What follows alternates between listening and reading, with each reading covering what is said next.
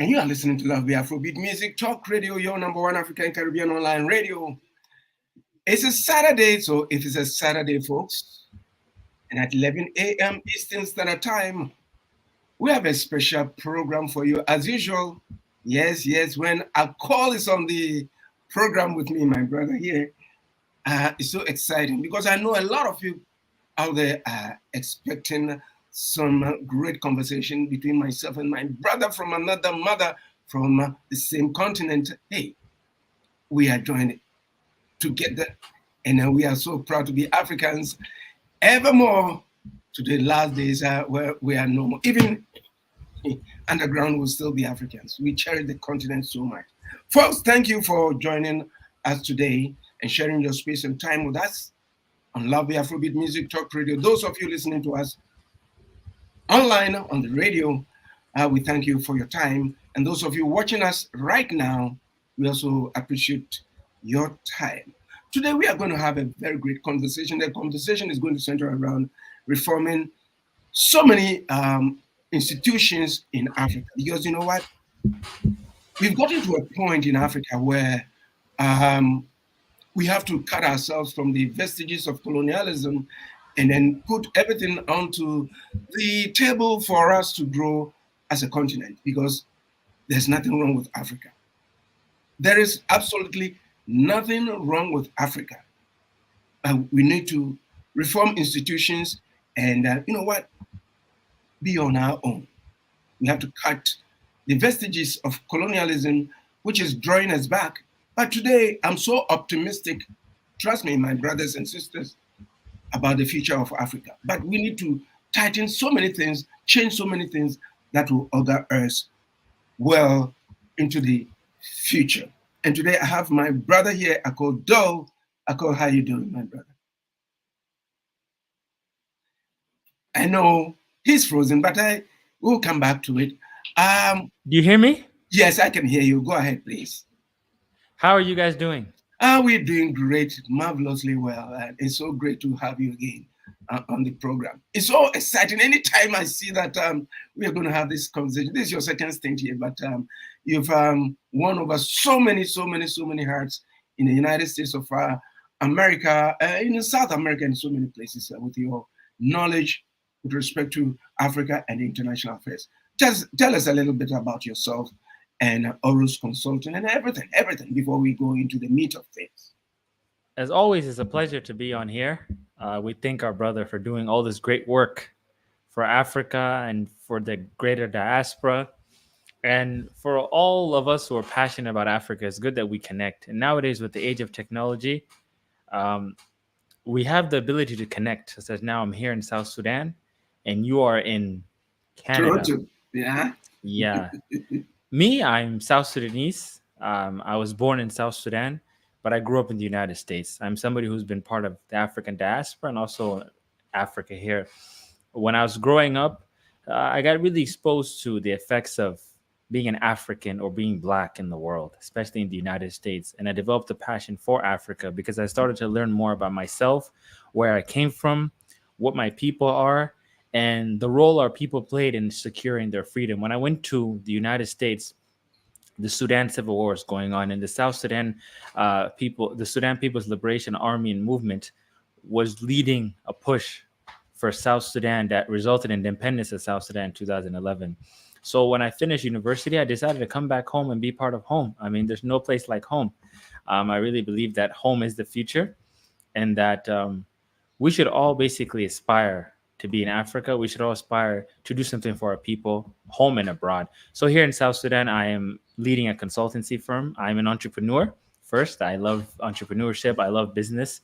I think that's important as Africans for us to be in the business. I mean, business is something you can do even if you don't do it full-time or part-time. Just we live in a world of capitalistic society. And the reason we are weak as Africans because we lack strong economic power. It's what I do. I run a consultancy firm. And in this firm, we do different work. We do advisory on strategic communications, public relations, strategic advisory. So it's your basic boutique management consulting firm. And then we also do communication services, production services, PR services. investment advisors. So if you're somebody interested in wanting to invest in South Sudan, reach out to us. We take care of you. We'll guide you on the investments in the country, advise you on the regulations, the rules, and the policies, and how best you can succeed in that environment. In addition to that, I'm an analyst and a writer. So I write extensively about South Sudan, about Africa, about global politics. I'm a contributor to CNBC Africa, to RT World. I've contributed to various media houses and the Love Bay Afrobeat talk show, of course, as always. And so I really believe in the future of Africa. And I really believe that all of us have to really do our best to change the conversations and have a conversation that's much more unique about the future of Africa. Thank you. Thank you very much. And before we start, one thing that I'm looking at every day when I take something to read about Africa, well, we just came out of the so-called Black History Month, but it's got to be Black History Day every day. Our history cannot be compressed into 27 days. That's the shortest month of the year. We have a thousand years of history that we can learn every day. Well, the topic for today will be reforming African institutions towards the future. And I was reading something just before we came on air. I was reading something from the African Union. You know, my heart is not on the African Union, but today I will try as much as possible to contain myself, because to me personally, a lot could be done and can be done and should be done where African Union is concerned in terms of the overall governance of Africa. What I read was that in 2016, says African leaders decided that institutional reforms in the African Union was urgent and necessary given the role the AU is expected to play in drawing and achieving Africa's Agenda 2063 vision of inclusive and economic growth and development. Something like this. What have we seen? Well, I think when you talk about the African Union, I mean, the topic is, I would say the topic is a vague topic. And we have to also, as we saw last time in the episode that we did last time, we have to have some sense of mercy when we deal with these institutions, because some of these institutions are a byproduct of former colonial institutions. Some of these institutions are mimicry of multilateral or other global lateral institutions, to say that. The African Union in itself is a descendant of the Organization of African Unity. And the idea of the Organization of African Unity, if you think about it, the first Organization of African Unity conference that took place, it was led by Kwame Nkrumah in Ghana. So some of the leaders of the original OAU in the 60s, in the 50s and 60s when they met, when those of Nkrumah, Haile Selassie, Julius Nyerere, when these revolutionary founders, even Ahmed Seko of Guinea, when they met, their primary objective was to get the independence of these African countries. If you think about it, Happy Independence Day for Ghana, March 6th. So March 6th, 1957, Ghana is one of the first countries. Let me interject. What did you say? Happy Independence Day or Independence? Yeah, dependence, but yeah, we're still dependent. All right. So in March 6th, so if you look at the trajectory, some of the first countries to get their independence was Sudan in 1956, then Ghana 57. So when Kwame Nkrumah and his leadership, when they started getting independence, and then you saw later in 1960, 1961, you saw a lot of countries. 1960 was a big year for independence for African countries, especially the former French countries, the former Belgian country, even the Congo got its independence in 1960 in June. The objective of the Organization of African Unity was to get the independence of other countries, right? So it became a union where we believe that some of us have gotten out. It's a way for some of us to go back and get others out as well. So if I'm an African leader and I've gotten my independence, I am obligated to support the independence of my brothers and sisters, correct? Yeah. Which means the same thing you saw in the Southern African countries. Angola and Mozambique were still under Portuguese rule until 1975. That's why if you look at the role that was played by Julius Nyerere in Tanzania, in Mozambique, it's a big role. He supported the Frelimo movement. and he supported even Samora Machel spent time in Tanzania. They were trading Tanzania because at that point Julius Nyerere on that side, he really wanted to focus on getting the independence. The same way how people supported the ANC, how people supported ZANU PF in Zambia, how people supported Kenneth Kaunda in Zambia. I mean, mistake. ZANU PF is in Zimbabwe, Kenneth Kaunda is in Zambia. So the original objective was we need to become independent from our former colonial rulers. That objective really motivated us as Africans, where what brought us together was that we don't want to see another African country oppressed by former colonial rulers. So therefore, it's in our vested interest to work collectively to liberate ourselves from the oppression and the marginalization of former colonial leaders. And you'd find that the most recent you can see with the country to get independence recently from it is Namibia, the SWAPO, the Southwest African Political Organization, which was led by Sam and Jumo. And those guys in Namibia, they got their independence really late, and they're still under the South Africans. Namibia's history is complicated because it was originally a German colony. Same with Tanzania, Cameroon, in Burundi, and what's it called? And Rwanda. They were German colonies that ended up being given away. And the irony is that World War I is a war about you can oppress the black man, but the white man is okay. The white man is off limits because they had colonies. So the original objectives, to cut long story short, was we need to get together and liberate ourselves.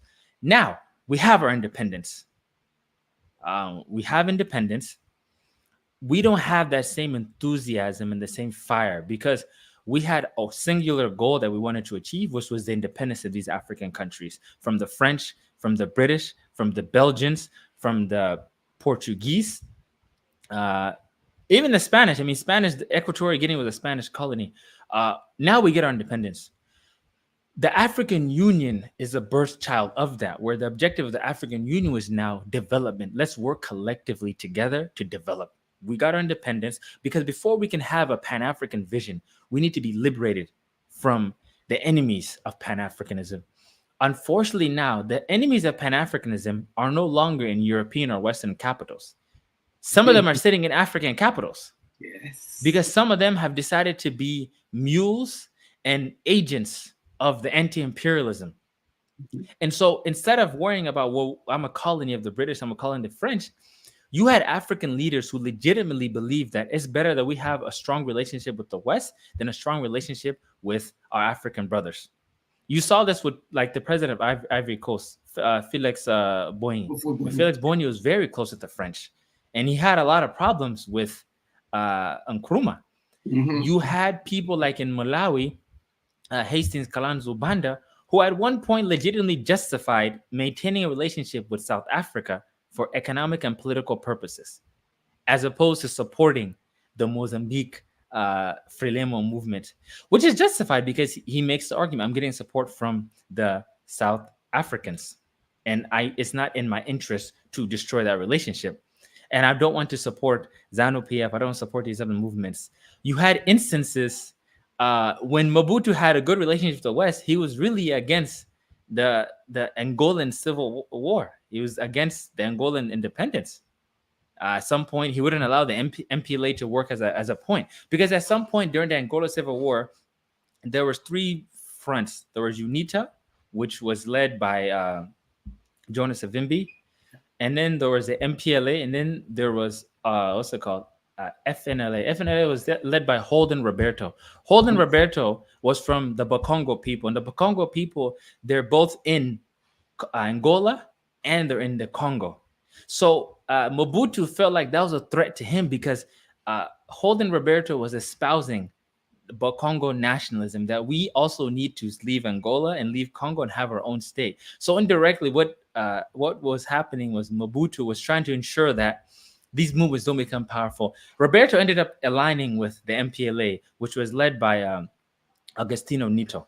So that's just some history. So we have such a complicated and messy history that we have to be really careful. Like the African Union is not a body that was established with a clear objective. It was basically like, well, they have a European Union, let's have an African Union. And in development studies, the term for this is called isomorphic mimicry, where basically developing countries just copy what a Western country has done without understanding the objectives of that. Such as in many African countries, you hear, oh, well, we have this commission, we have this agency, we have this department of whatever. Well, because you saw that in the West. Like now you have the same structures because you'll say, well, in America, they have an IRS, Internal Revenue. Let's follow that same structure because it makes us look like we're developing. But developing is addressing realistic challenges. Development isn't building nice buildings. Development is addressing the key problems facing your constituency. Because if we decide to say, well, this is the Africa you don't see, and we're building buildings, towers owned by French or Americans, that's not development, and our people are still hungry. But if we say, look, guys, Ghana, Ivory Coast, and these cocoa producing countries are not making enough money and they're producing most of the cocoa. How can we increase the value chain? How can we make sure that more money is going to the poor cocoa farmer? So now if Theo is a poor cocoa farmer, why is he making small money? But Nestle and Hershey's are billion-dollar corporations. That's preposterous. Very preposterous. But instead of addressing these things, we want to build nice buildings. We want to build airports. We want to build infrastructure because that's what a country does. Because a leader will say, well, I traveled to this country in China, or this country in Asia, or this country in the West. They have big airports. So let's invest $100 million in building a big airport. But maybe that money could have been used to stimulate the economy, to invest in agriculture, to ensure that we no longer are food reliant. So the developmental challenges is being practical. But unfortunately, the African Union and many of us now believe that trying to be Western is the best solution. Trying to follow these Western models is the best solution. And that's why it's important that we study why these Western countries have these institutions and have these agencies and have these structures, because those structures are necessary for the way they live their lives. In Africa, whether we like it or not, we cannot neglect the role of the traditional authority, the traditional chiefs. Mm-hmm. Those are important. They are an aspect of our society, and they're an aspect of how we live our lives. So if you set up a government structure and you have a legislature, you have an executive, you have a judiciary, well, when we get married as Africans, we don't go to the court. We do traditional marriages. We go to our families. Mm-hmm. Those structures are also important. But if we say, you know what, we're going to have a strong legal system based on British common law or based on precedent and these terms that we learned in these advanced school, and we go back, and you find the village chief who's like, wait a second, historically, our ancestors had a way of solving land issues. Mm-hmm. They had a way of addressing communal violence. But now we're going to the West. So that's how I want to start the conversation. You can add something. Yes. From where I sit, I think the Organization of African Union preceded the AU. It had its own structures, right? The understanding of the Nkrumahs and those guys who were the founding fathers of the Organization of African Union. But I think when the AU was formed, it deviated one way or the other, or it didn't find its feet, or it hasn't found its feet as to why it was created. But let me go to the East African scene for a moment. We had the East African Economic Community back in the day. They had East African Airlines and all those. It worked. It really, really worked. And for some reason, it collapsed. Why did it collapse? That's one thing. And from where I sit, I think it started on a very good foot. So everything that we have done, one way or the other, what I'm trying to drive at is that there will be, like in our African speak, in our proverb, it says, if you're pulling a rope or a string and it's not coming, it means something is holding it.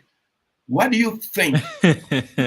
What do you think has been holding us back from, not even copying, not mimicking? Just like you said rightly, we had our own institutions. We had everything that worked for us. So why is it that right now we want to mimic something that is alien to us? And why can't we sit back and say, you know what, we've had this for so many generations. Now let's sit back, let's have the conversation and reform so many institutions that are still tied in to the vestiges of colonialism. Your take on it, please. Okay, I'll take it.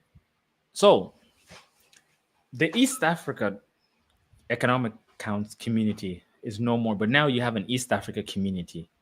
Um, the East Africa, the way it was established, the original one, was established as an economic union with an aspiration to have an independent East African state, right? And this is why I say in Africa we have so much competing agendas and plans, and we're not honest about it. Like there's some people who want one African state. There's some people who want a West African state. Some people want an East Africa. Some countries even say, no, I don't want to be with this country. I want a federation with that country.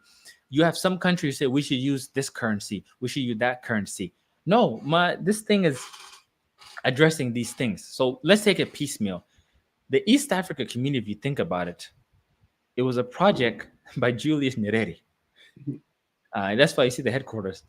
And what in the middle, as African personalities, when they start getting together, they will fight. That's why the EU is toothless, because you have so much personalities there who are going to disagree. I mean, you're the president of Nigeria, you think you're a heavyweight. You're the president of South Africa, you think, hey, I'm a heavyweight. You're the president of Kenya, you're a heavyweight. If you're a president of any country, you're going to believe that you are somebody who's a big dog. So the issues of that community became when regional conflicts started to happen. At the time in the 70s and 80s, it's particularly Julius Nyerere was a strong man. And during the Julius Nyerere time in the 70s, you had the rule of Idi Amin. And Idi Amin has his own way. We all know Idi Amin. And then you had, after the passing of Jomo Kenyatta, you had Daniel Arap Moi as the president of Kenya. So now these people, they're going to come with a different ideology. Yes. So before, you were dealing with Jomo Kenyatta, who's a founding father.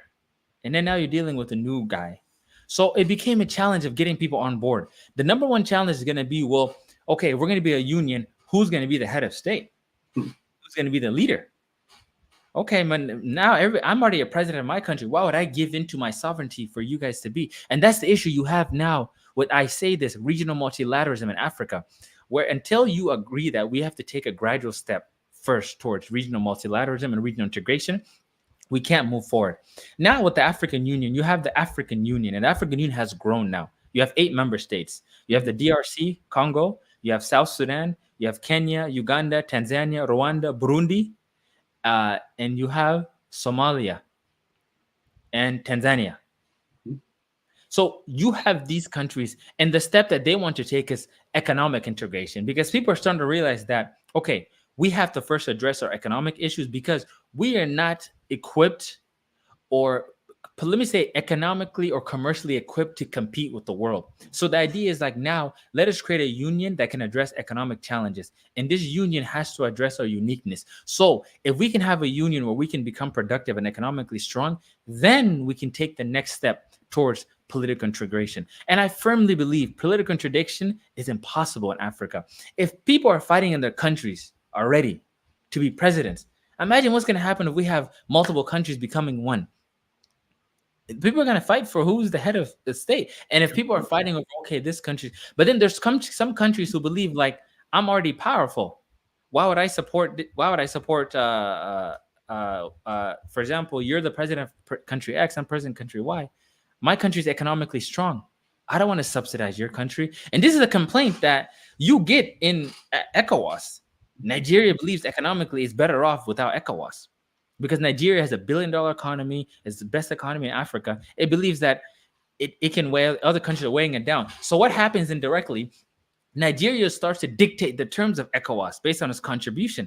The same way, remember when Donald Trump said, well, America donates a lot to NATO in UN. We have a right to tell them what to do. That's going to happen in these regional bodies because that's the reality of politics. Some countries contribute more than others. Some countries have stronger economies. Some countries have better militaries.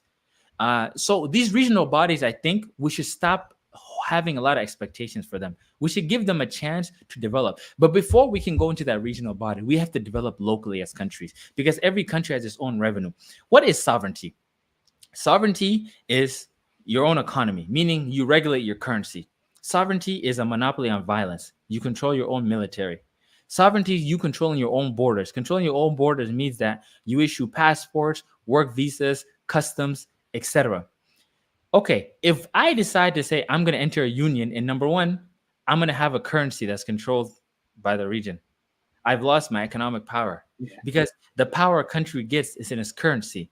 If it's the South Sudan pine, Kenyan, Ugandan shilling, the Ghanaian cedi, the the kwacha, the kwanza, all these different currencies in Africa, I want to control them. So now if I'm ceding some of my sovereignty.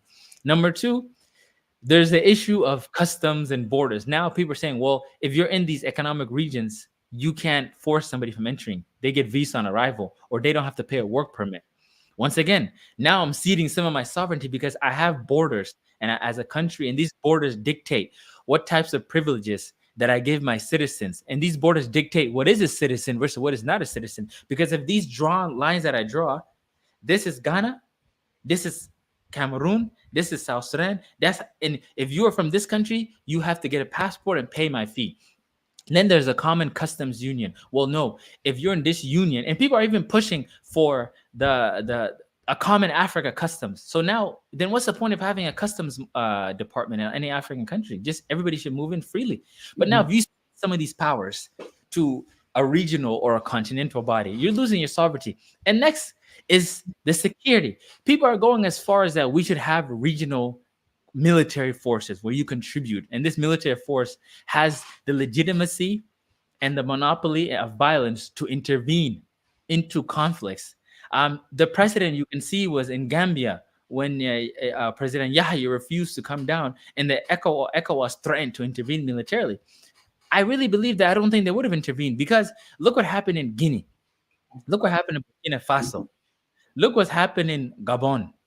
Look what happened in Mali. They've threatened recently in Niger. They threatened. They said, "You know what? We're going to ensure that Mohamed Bazoum is reinstated." And what happened? They said they're going to intervene.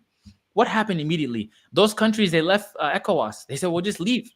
There's nothing binding us here. As we don't have to be part of this." So if you start saying, "Well, we need to have a Pan-African continental issue," we can't regionally get along with each other.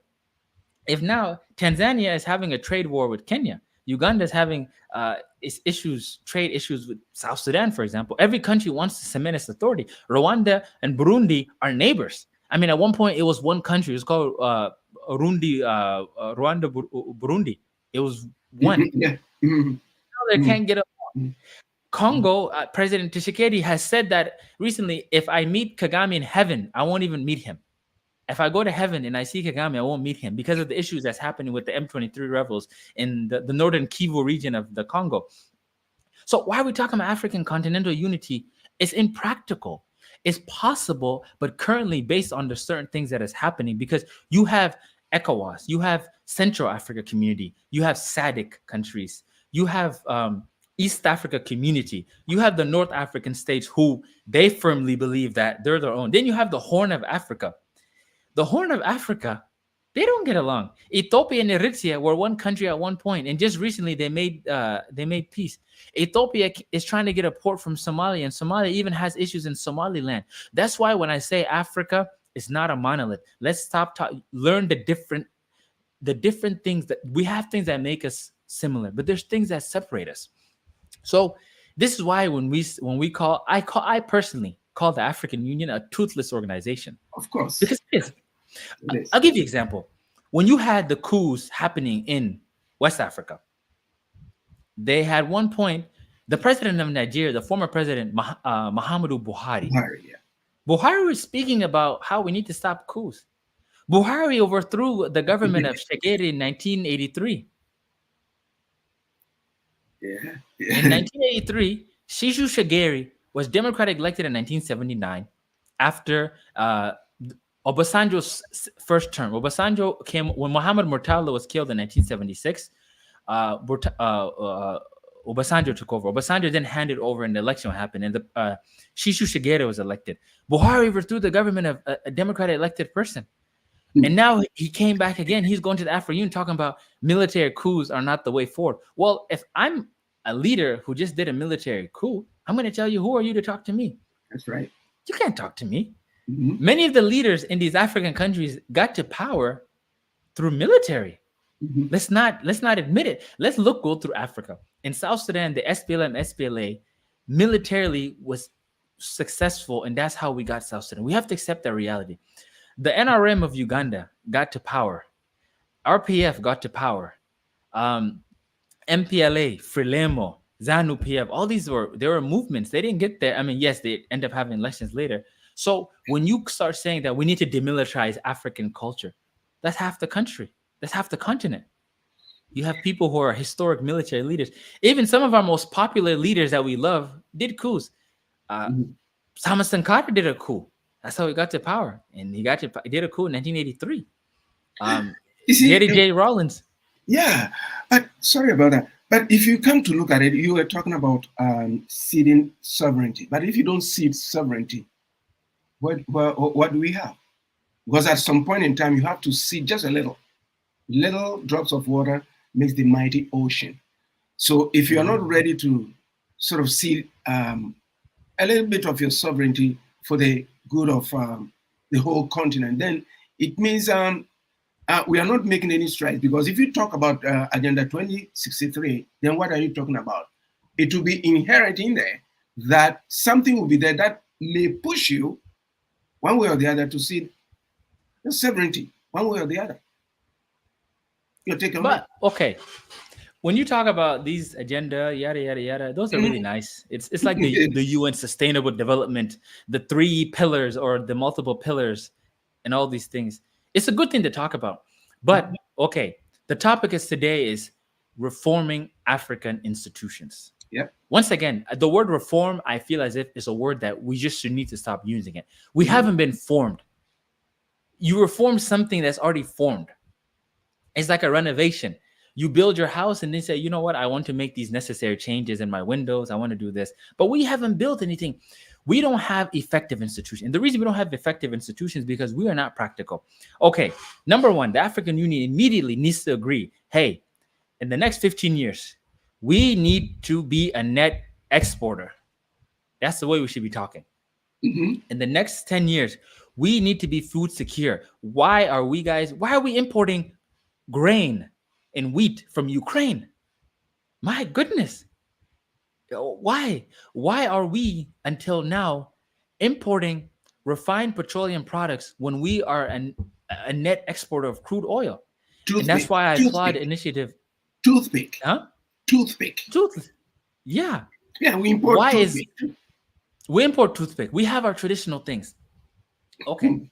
We have farms that can grow cotton. We have land to grow food. We can manufacture. We have so many people who've gone to the West, who've traveled around, who have the ability to manufacture and run these companies. We have people of work. Why can't we do them in Africa?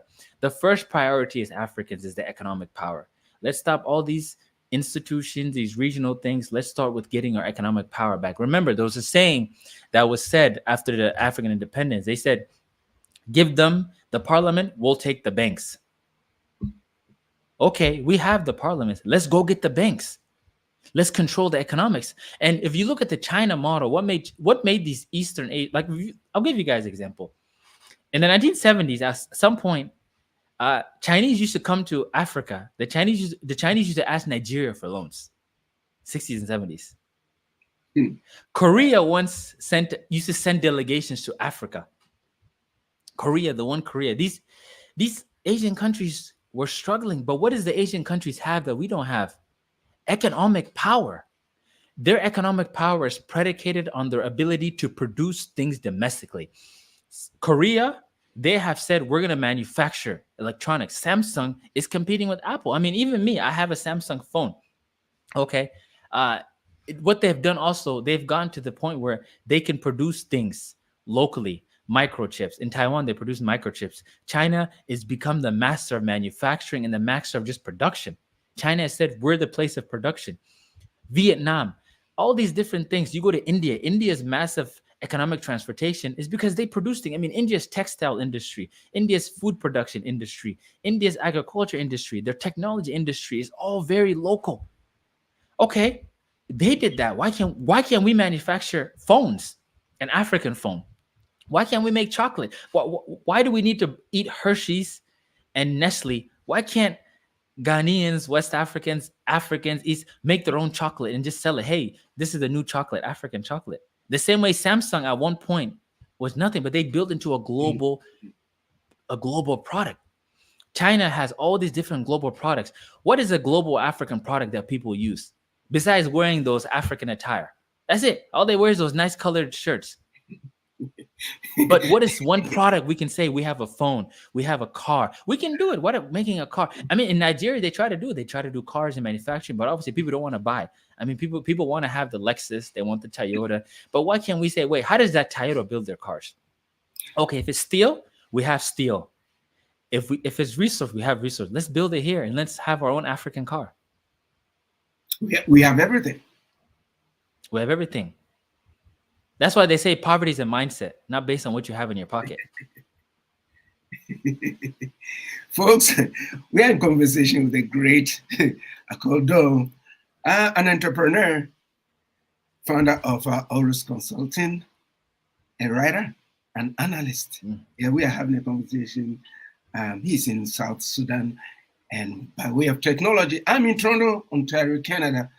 And we are having this conversation with respect to Africa. Whenever we come here on Saturdays at 11 a.m. Eastern Standard Time, it's the love of Africa and nothing but the love of Africa and how we can, solve our problems, because, every household has a problem. Even our hands, our fingers are not the same. And we can agree to disagree with you out there.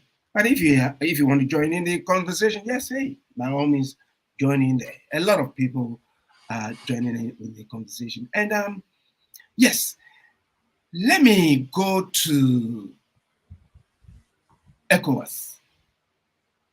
When right now there's a problem in paradise. If I say a problem in paradise, I'm talking in terms of Senegal. I'm talking in terms of Senegal. Where is the African? Where is the ECOWAS? Where is ECOWAS to place sanctions on Senegal? 3 other countries did it, and then ECOWAS was just ready to pounce on them. But now we have the same thing there. Where is ECOWAS? And if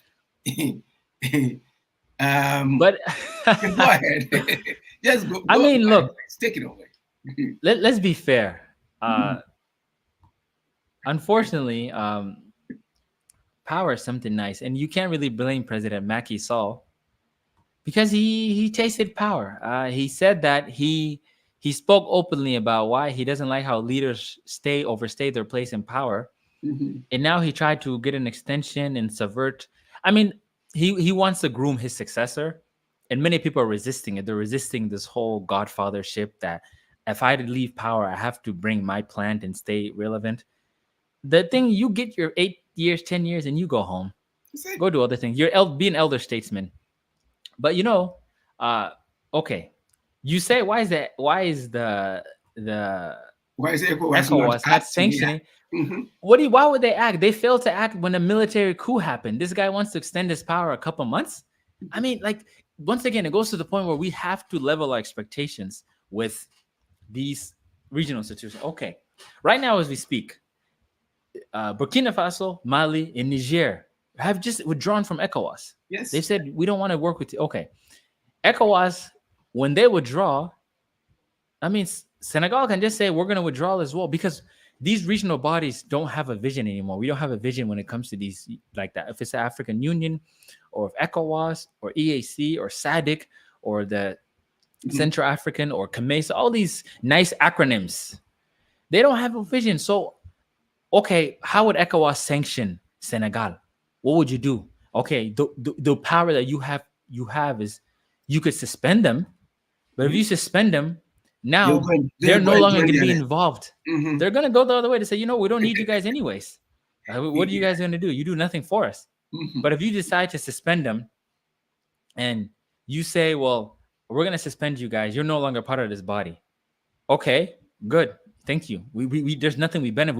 We're saving money because the only thing we get from this body is nothing, but we pay a lot of fees.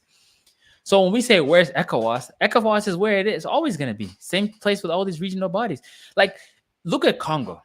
the DRC. The DRC is a member of both SADC and a member of EAC. And it's people are screaming. Even I have an article I wrote about it because the president of EAC is my president, President Salva Kiir is president of EAC, and he's trying to. He went to Rwanda, went to Burundi, but there's issues because now if you're seen as close to Kagame, they say no, you're close with Kagame. Kagame is sponsoring M23. If you're close with Tshisekedi, Kagame said no, you're close with Tshisekedi. Okay, what do you do? How do you mediate conflict? Okay, now you have João Lourenço, the president of Angola, who's also the head of chairperson of SADC, mediating. Then you have on the EAC side, President Salva Kiir, the chairperson of the EAC, me having a mediation team. All these different things, but yet, like the salute, there it's hard to get people to the table. So many of these regional bodies, they don't get along. They don't like each other. They really don't. And if people also don't want to be the person to suspend it, I mean, look at it now. Bola Tinubu doesn't want to start issues. He's like, if you're head of a regional body, you have 1 year, you'll be gone. You're like, I'm not going to be the one to create issues.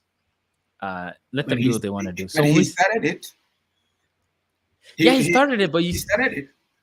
Yeah, and he had to go back and in a way plead with the military. He had to backtrack. That's right. He had to backtrack. That's right. So this is where the whole thing comes about. The main purpose of forming ECOWAS, as General Gowon and a champion and all those guys. But Gowon created it, and how did Gowon get to power? Through a coup. Through a coup. That's right. Right.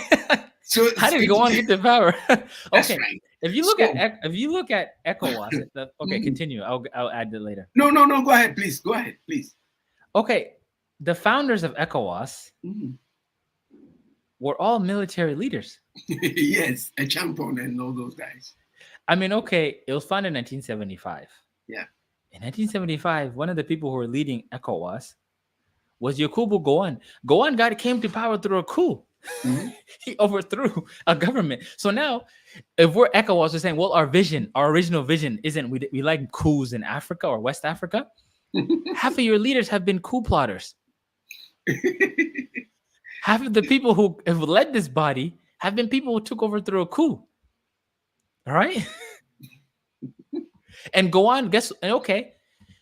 It's like, okay, it's like I say this about Obasanjo, right? Obasanjo has lived the tale of two lives, right? He was somebody who in 1975, okay, Obasanjo and Murtala Odon who overthrew Gowon in 1975. And get this, Gowon was overthrown in July, I think July 1975, as an OAU summit in Kampala. Yes. He was overthrown while he was sitting on the floor of the summit. They came and told him that you've been overthrown. And the people who overthrew him was Muhammad Murtala and Olusegun Obasanjo. And then 8 months later, in 1976, in May, correct me if I'm wrong, February, I think, listen, you can correct our history. Murtala was assassinated in the failed coup of Dimaduka. And then in that, who came as president? Olusegun Obasanjo.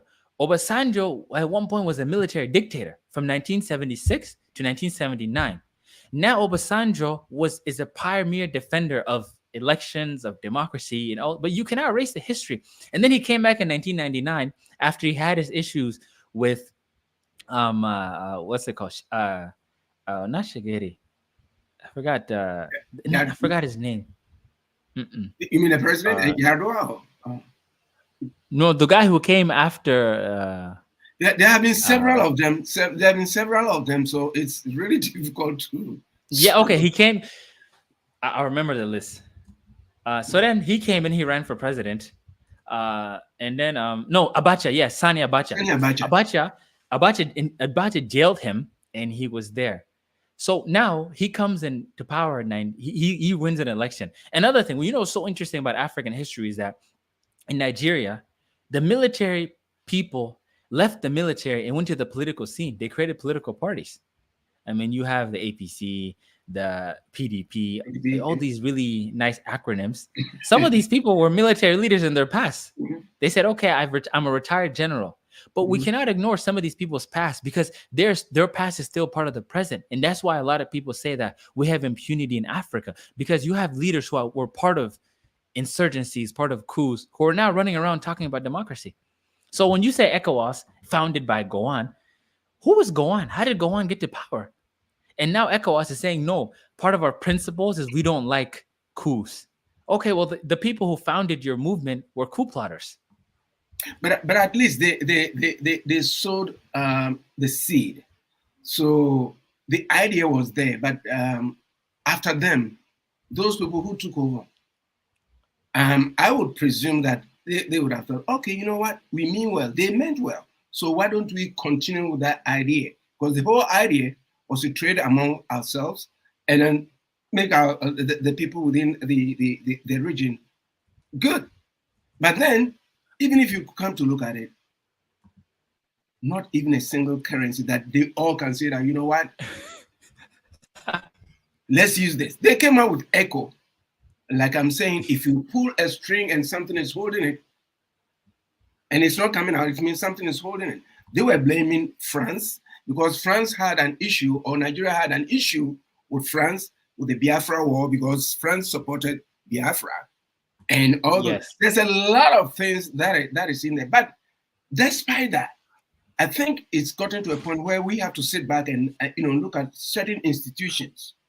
The institutions, I mean, with respect to presence in the United Nations, a continent of about 1.2 billion people who don't have a seat at the table at the UN Security Council. You've addressed this before, but you see, these are some of the things that I think we can sit back and have a conversation with about, and then seriously think about reforming those institutions, because those institutions are also tied up with vestiges of colonialism. But okay, you talk about trade, right? Yeah. This is another thing you mentioned, a good point. Why do you have these bodies that don't want to condemn each other? I mean, Ghana has a big economy. I mean, if you think of that, why would you want to sanction a country would you have good relationship with? I mean, if you look at in the EAC, ECOWAS, my bad. Ghana has the second biggest economy in ECOWAS after Nigeria. So why would you sanction them? I mean, how many business interests do you have? So Ghana can basically say, well, you guys don't want me. Okay, then we'll leave.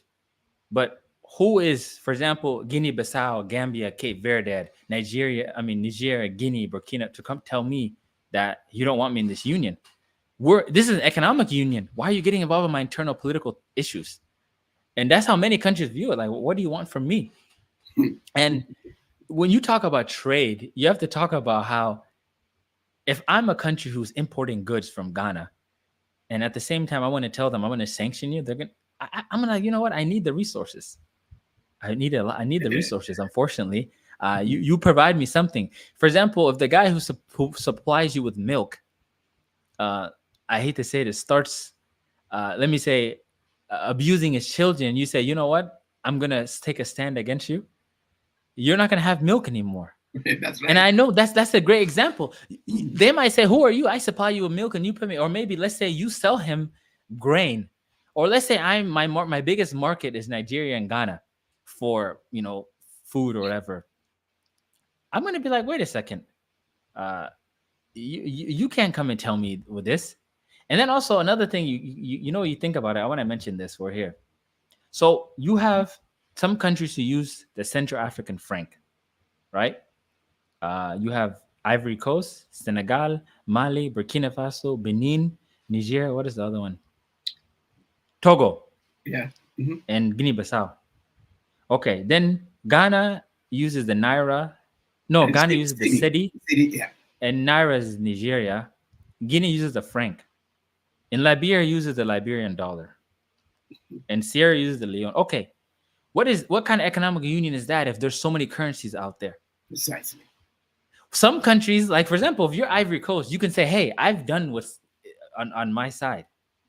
And then you look at also, okay, Senegal uses that the Central African franc. Who are you now to come and tell countries who've done this? I'll give you an example. Senegal uses the Central African franc, but Ghana uses the cedi and the naira. So if you come and try to sanction Senegal and tell them you have not had an election, they'll tell you we follow the rules. You have your currency. Nigeria, you have the naira. You haven't used the franc. Who are you to come and tell us? Ghana. Okay, here's the economies: Nigeria, Ghana, Ivory Coast, Senegal. Senegal is the fourth largest economy in the ECOWAS. I confirm it was Ghana's the second. Senegal has been following the rules. They have, and they're the second largest economy that uses the franc. So now, if you go in a setting and you talk about how, as the ECOWAS, we need to have regional cooperation and work together and follow the rules. Okay, I may be extending my elections, but you haven't bought into the economic rules. You have your own currency. So that's how you see. Now you know why some of these regional bodies they collapse, because there's so much group dynamics and internal dynamics involved that get them to disagree with each other. Because those are claims that you'll make, and you have to put yourself in some of these people's shoes. They owe it to their own countries, such as Senegal owes it to Senegalese, Nigeria to Nigerians, Ghanaians to Ghanaians, etc. So now if you say, well, you have to follow this regional body, they're going to say, who are you? So it's hard to sanction. I mean, you can sanction, you can suspend, but what is it going to achieve? What political leverage do you have against them? And if you decide to start a trade war, hey, we're no longer going to purchase products from Senegal. They're going to say, okay, we'll find a new market. And also, as a business person, how much money have I lost if I'm no longer buying this product? These products are necessary in the market. So now, if I'm not able to supply the market with products from Senegal, the public in my country is going to ask me, what's going on? Well, how come I don't have this product? They say, well, we're boycotting it because Senegal hadn't had its elections. They're going to say, I don't care about how they had the elections. I want my business. So see the balances of the economic side and the political side. It's a fine balance. And then there's the sovereignty side. But then at the end of it all, I mean, we're looking at it about the problems and all those kind of things. I think it all boils down to leadership. It all boils down to leadership, because if within a country, something is not going right, and then you're supposed to change it, you don't change it. Like, even let me digress a little bit. You spoke about EU, for instance. The East African Economic Community was there before the EU. It was there before the EU. But then it has, and it went down. People are saying, I had some conversations saying that, well, because of how it was developing into a huge global kind of entity, that's the reason why there was some infiltration, and the West, so came in and then broke it apart, because they are saying that anything that we do, you get somebody from within us. Like Father Kosa once said, we elect people from among us. Once they get out of us, from where they got the power, they change completely. I think the leaders know what it takes to reform all these institutions, especially education. Especially education. Okay. If you don't reform you mentioned a good point. Go ahead, please. You mentioned a good point, right? Go ahead. You said the EU. Why was the EU created? The EU was created because Europe had 2 world wars, and the idea of an economic union was that it's like mutually assured destruction, meaning that if we decide to go to war again, we're all going to go down. Therefore, it's in our best interest to prevent any kind of conflict. And in the EU, everybody has bought into the euro. Everybody has bought into the Schengen zone. I mean, except Britain. And Britain, at least, was very honest and very open and decided to say, we're going to leave the EU. We don't want to be a part of this union. And in the EU model, basic model, you find a European model was a common currency, a common political union. But once again, we cannot use the same institutions in Africa. And this is why when developmental strategists talk about isomorphic mimicry, they mean that you cannot copy the same set structures, institutions, and then believe that they're going to work in your environment without understanding the reason from those institutions and those structures in that set environment.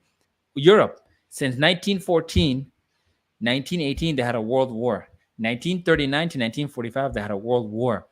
The EU, and then from 1945 until the 90s, you had a Cold War. You had Europe who was gripped in the middle.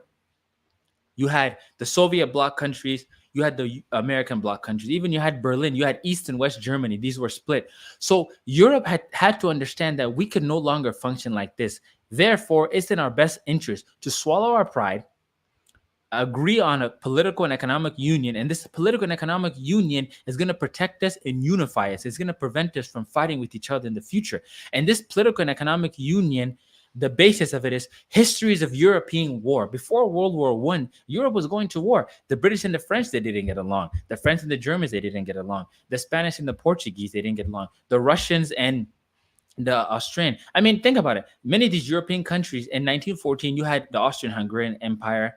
You had all the different countries. And Europe has politically matured and developed because it was able to identify its core issues. What is our real issues? We're fighting over influence. Let's all intertwine ourselves economically and politically. Therefore, we can have a European Union. And the European Union is an economic and political union.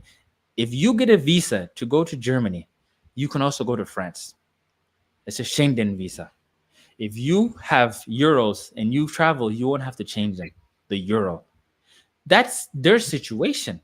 But they also had a certain level of development. They had a certain level of practicality to it. But you cannot apply that same strategy because when Europe was having its first world war, there was no African countries. They were still colonizing us.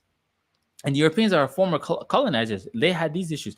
But that's why we want to talk about African unity. We need to have economic interdependence amongst ourselves, because if you have economic power, you have political power. So yes, yeah, you do. Yeah, if you have economic power, you have political power. Yeah, it is a fact. But I think at the end of the day, we can continue these conversations because it's very essential. We have to talk to each other because we have become, Africa has become, is in the crosshairs of so many different organizations and countries and blocks and stuff like that. So if we don't, like Kwame Nkrumah said at one point, he says, if we don't take care, the next phase of neocolonialism will be more brutal than the first. And we are experiencing certain things that, we are trying to be independent, but at the same time, too, we have leaders who are not, thinking ahead of time. And it seems as if we are at the same place. We are not moving anywhere. So, like somebody said one time, if we don't achieve unity, political unity, we cannot move into an economic unity because everybody is protecting themselves. Everybody is saying, just like you said, my sovereignty is, supreme. You can't. If we don't go beyond this, I think we have a problem on our hands. Give us your last shot, and then we'll come back again. Yes, the floor is yours, please. Okay, I think we also have to discuss this. Go ahead. Do we have to solve these within a regional body or regional institution? Because the issue was that we've started discussing institutions. We know regional institutions. Let's just say the discussion today was about regional institutions and multilateral. We talked about ECOWAS, EAC. Do we have to do this through these institutions? Can these bodies be a body or an association where we work collectively on things instead of, we've turned ECOWAS, SADC, EAC, the Central African Community of States into like a state on top of a state. Like now people are saying ECOWAS needs to do more to stop the coups in West Africa. The East Africa community needs to do more to stop the conflict in Eastern Congo. SADC needs to do more to stop the issues that are happening in Mozambique, etc.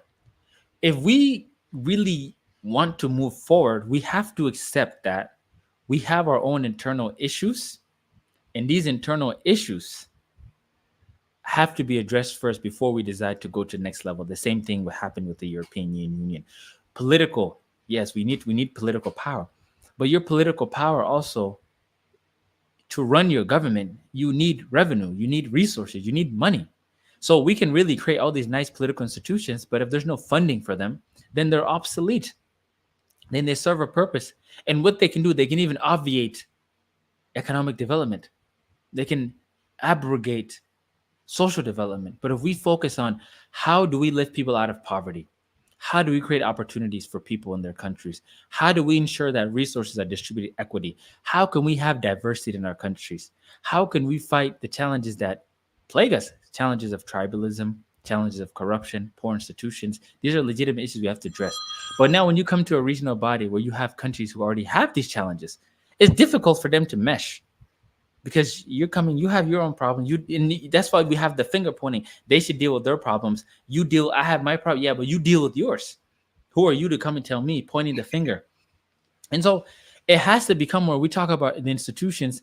Let's empower local institutions. Let's have a more localized approach where even in our countries, what works in certain parts of this country doesn't work in other parts of the country. We have diversity issues. We have all these issues that are facing people. Like now you look at the Congo. I mean, the Congo is a big country. What's happening in the eastern region, what's happening in northern Kivu, doesn't some people there cannot relate as what's happening maybe in the eastern parts and the northern parts. And so you have that happening. So I firmly believe you have to look at the economic side because anything you want to do needs funding. The economic side is also, as your resources are being exploited and feeding the world, you need to maximize. You need to be getting more value for your resources. And more value for your resources means that you should no longer be relying on aid and assistance to feed your people when you have arable lands. You should no longer be relying on loans and support for your governments. When your governments are overbloated, I mean, we spend so much. I mean, you look at any countries, I mean, even African powerhouses, look at their debt. I mean, Africa has a debt distress issue. Yeah. So economics is important. We need economic power. We need to like food security, poverty. We need those. Why are we poor? Because we don't know how to manage our resources and maximize resources. We'd rather sell it to get a percentage than maximize and get the most value out of it. I think next time we may have to look at AFCT, the African Free Trade thing. Those things are just nice acronyms. I know. We have to look at it. There's COMESA, EFATC. There's all these. Now you have like Africa Development Bank, AFRIKA Bank, all these something. And now they're saying we need a seat in the. Okay, we say we want a seat in the United Nations, right? What is it going to change? We have the platforms to discuss these issues already. So if we get a seat, if we get a veto power in the United Nations General Assembly, number one, we're going to fight amongst each other. Because if Ghana has a veto power and it doesn't veto sanctions being imposed on Senegal, it's going to create problems in those countries. Mm-hmm.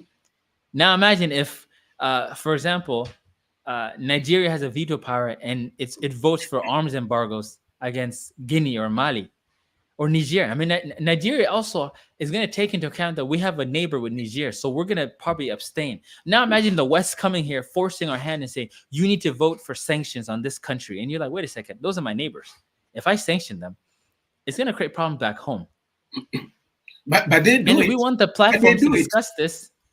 Huh? They do it at the United Nations Security Council. They do it. They protect themselves. Even though, say, if the United States says, we are vetoing this one, they all go with it. So there's got to be that understanding that, look here, we are going there to protect our interests. Because every country protects their interests, or every region protects their interests. So I don't see any problem there in a way if we have to sanction England and the British Prime Minister goes to that country and says, hey, if you do that, you are in big trouble, right? Then it means we are not serving our own interests out there. So, but once again, it's a tool. Like the West is not going to give us a seat unless they think that seat, they can benefit from it. Then we should withdraw. Then we don't have to belong to any of these. But also we have once again, it shows you that even we Africans, we believe the African Union is toothless because we're like, we need a seat at G10. We need a seat in BRICS. We need a seat in this. We need a seat in that. I mean, just pay attention. African countries are observer states in so many different institutions. Like, well, why? Okay, you can use your platform to discuss your issues facing your country, right? You don't have to necessarily be a member of the United Nations, a permanent member of the United Nations Security Council. And we have non-permanent observer. But also, let's say the African Union has the seat. Countries can just leave the African Union. It's like, you know what? I'm president of this country. You put an arms embargo on me, I'm leaving the union. Mm-hmm. Yeah, just like how the three amigos have done in in ECOWAS. They said we're leaving. Yes, they are leaving, and if they tie in their economies together, it's bigger than the. And they said they want to create a confederation. Yes, they said we're going to create a confederation. I'm in support of that. I'm in support of that. If it's going to, you see, if we do piecemeal economic build piecemeal economic infrastructures, it doesn't help us. So if they can bring the economies together, right, as part of the confederation, I think it will augur well for them, because right after Niger had said, France, get out of here. Now we got to know that the Nigerian economy is going to be one of the fastest growing in the world, right? Mm-hmm. It means, like I'm saying, if you pull in a rope and it's not coming your way, it means something is holding it. In this particular case, France was holding it. So what I'm trying to say is that if something is not good for us, then we have to say that, okay, we don't like it. The fact is, not because that we don't like each other that we have to, continue to suffer. At some point in time, we may have to agree to disagree and then sit back and say, you know what?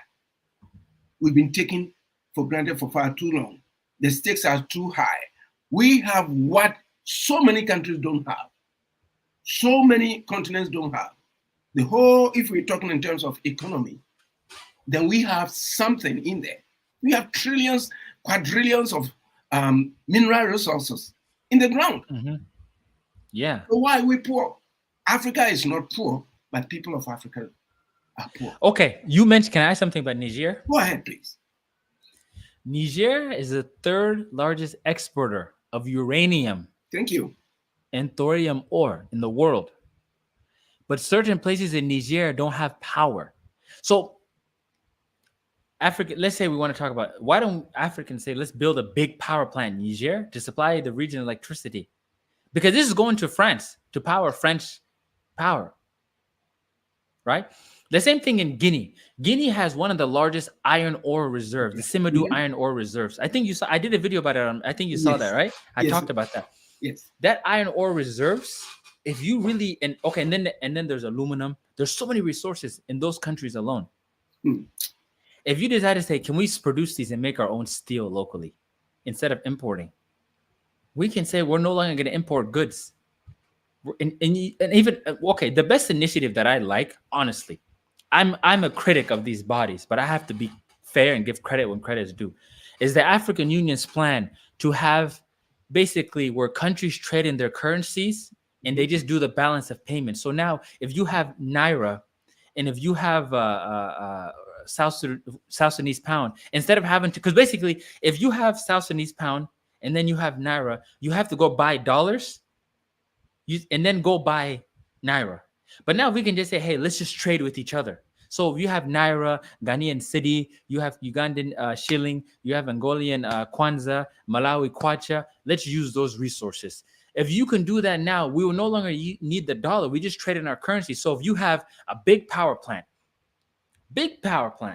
in Niger, and that power plant can support West Africa, and then the Simandou iron ore, you can have aluminum. Then that power plant now, guess what's going to happen? You can have power, high-level power and cheap power, because nuclear power is very cheap. Now, Ghana can even start making cocoa factories. We can start having African chocolate. Okay, we have the iron ore. We have countries that have aluminum, countries that have bauxite, countries that have these resources. Why don't we make our own steel and make our own cars? You have rubber trees in Liberia, in Sierra Leone. I mean, you have trees. Legitimately, they make rubber. Yeah. We can make our own tires. I mean, from what you're saying, Ghana and Ivory Coast, we produce cocoa. So why can't the value chain? That's right. You put it together. So if we go into that region, Let me tell you something. When Kwame Nkrumah was in power, what he did was so smart. You go to the north, they rear cattle. So he put a corned beef meat production factory there, and then hides there. Yeah. Anytime, it was strategic. So we can, if we have to look at it from an African, within an African context, we can do that. If we have solar power, we can develop solar. We have a lot of it. A lot of it. So you see, it comes down sometimes. I sit back and pinch myself and saying, don't we have leaders who can think afar and then think that, you know what, apart from anything else, we have what it takes to take us to the next level and not even go to, say, the West or the East or wherever for medical treatment and all those kind of stuff. If you have the resources to build the infrastructure to support your medical infrastructure, then do it. But see, we have misplaced values. We have misplaced values where sometimes I don't know. It's tough to sort of, come to think about why we are not, why we haven't been able to advance our issues to a better place where everybody can, enjoy. Because the fact of the matter is that we have everything, and at the same time we have nothing. We have everything. We have, even if you look at it, that's why I say people write about Guinea, a poor country. I mean, Niger, a poor country. I'm like, it's not a poor country. It's not poor, yeah. Maybe poorly managed. Let's say, like Africans, you can say we're poorly managed, but we're not poor. Thank you. Because if you look at the resources, okay, I want everybody who's listening, go and study the exports of every African country. Look at the amount of their exports, right? Okay, I'm from South Sudan. People say, okay, South Sudan, one of the poorest countries in Africa. No. South Sudan, we have the third largest oil reserves in sub-Saharan Africa after Nigeria and Angola. South Sudan has one of the largest gum arabic trees in the country. Gum arabic is a key tree that's using by international corporations like Pepsi, Coca-Cola, and it's an industry. South Sudan has the ability to produce maize, sorghum, sunflower, rice, sugarcane. I don't think we're a poor country. I just think that we haven't managed our potential. We don't manage our resources in the right way. But we can't be sold, you're poor, your people are begging. No, we haven't maximized our potential. We don't manage our resources right. We have food and arable land. And obviously security is a challenge that we have to admit is there. But also we have to shift the mindset. Instead of aid and assistance, we have to go towards strength and economic power. So you go to every country. Congo's not poor. Congo has cobalt. I mean, Angola is not poor. Namibia is not poor. Zimbabwe is not poor. Zambia is called the copper belt. Every country out there. Every country out there. Nobody's country is No poor. country is poor. No country is poor at all. Like, what country? People say, okay, Niger is a desert. What do you mean it's a desert? Niger has uranium. Chad is a Chad has oil. Chad had resources. All these countries you talk about, they have resources.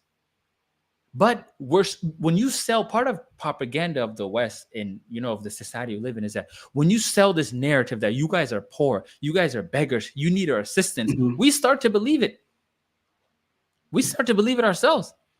When you say these countries are poor, and part of their strategy is that, let's be honest, the strategy is to economically cripple us. So by the time we wake up, we owe them a lot of money. So at least they'll still make the money off of us. Yeah. That's it. Yeah. So now we decide to wake up, hey, well, let's make the most of our resources. Let's refine our crude. Let's produce our grains. Let's no longer beg. Imagine if we're no longer begging countries for grain. My goodness, why are we begging for food? In the 1930s and 40s, 30% of Europe's food, of England's food during the Second World War came from its African colonies. 30%. And remember, their African colony wasn't all of Africa. That's Sudan. That's Tanzania, Kenya, Uganda, Ghana, Nigeria. These are British colonies. So if these countries, the former British colonies, were supplying 30% of the food supply during world, and also some of our people went and fought on behalf of the British. Imagine if we started to produce those ourselves. Yeah. Imagine that. Yeah. Yeah. You know, my brother, AKOL, it's been great. It seems a lot of people are enjoying the program, and you know what? We'll be back at it again because you know what? We have a lot of discussions on Africa because we love Mhm. Africa. Africa was born in us. Yes. We'll continue to support and then you know do whatever we can to make sure that Africa is right there. Africa is not poor. You know what, folks? Yes. Until we meet again and next time around, well, we are having technological is you know challenges, but at the end of the day, we have made it up to this far. And AKOL, it was a pleasure. Mhm. Come back again. We have to continue to do this over and over and over and over We again. have to do it. And one day I need to come in studio. You got to come. You got to come. And you know what? I A need to lot of people come are to, yeah, they are sending so many texts and now they are enjoying the conversation. And you know what? It's not an interview, folks. On Love the Afrobeat it's Music a Talk Radio, discussion. it's a discussion. So you can join us every Saturday here at 11 a.m. Eastern Standard Time. Your number one African Caribbean online radio. It was a pleasure having a conversation with Mr. AKOL DOL. AKOL, before we leave, just tell the listeners and the viewers out there what Oros Consulting is all about. And then we'll just call it a day. Oris Consulting is about the prior division for Oris is building the capacity of the private sector. And part of the things that we focus on is the business advisory and strategic advisory, where here in South Sudan and in Africa, we want to support companies and startups develop the organizational plan, develop their capacity, do policies, and those sorts of things. So the idea of Oris Consulting is building the capacity. In our advisory, we have communications, strategic communication advisory, public relations, media, business communications. How can you better improve the communication of your business, and how can you get more clients? And strategic advisory, how can we guide our clients in managing their portfolios, making strategic plans, and how can they grow their businesses further? And folks, with that, we end today's edition of Today's Africa. You know what? AKOL, you didn't give your social media platform where people can reach you. Okay, if you guys are on Twitter and Instagram, my name is Akol N Dog. So AKOLNDOK. That's on Twitter. On Facebook, you can find my profile is just Akol Dog, and this is actually streaming on that Facebook. So Akol Dog, you'll find my picture there, the same picture they use on the artwork. Um, and if you want to email me, my email is Akol AKOLNYOK AKOL@gmail.com. But feel free to reach out. You'll find me on Twitter, on Instagram, on Facebook, on all these platforms. On LinkedIn, I'll call Doc. If you want to reach out, ask questions, we want to have discussions. And let's keep having these discussions. Yes, we will continue to have these, discussions. And folks, thank you for your time and space. But hey, don't forget to subscribe to the channel and like it. And join us again every Saturday at 11 a.m. Eastern Standard Time, where we have conversations about Africa. And on that note, take care of yourselves and each other.